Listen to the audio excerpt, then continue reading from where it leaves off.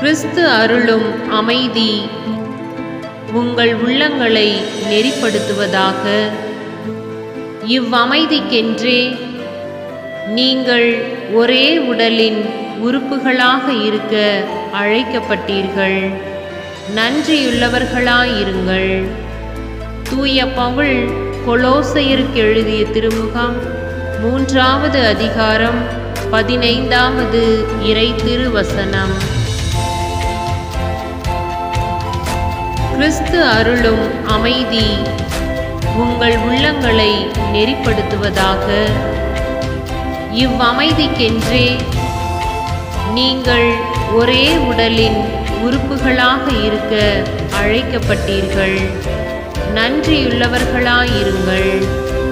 தூய பவுல் கொலோசையருக்கு எழுதிய திருமுகம் 3வது அதிகாரம் 15வது இறை திருவசனம்.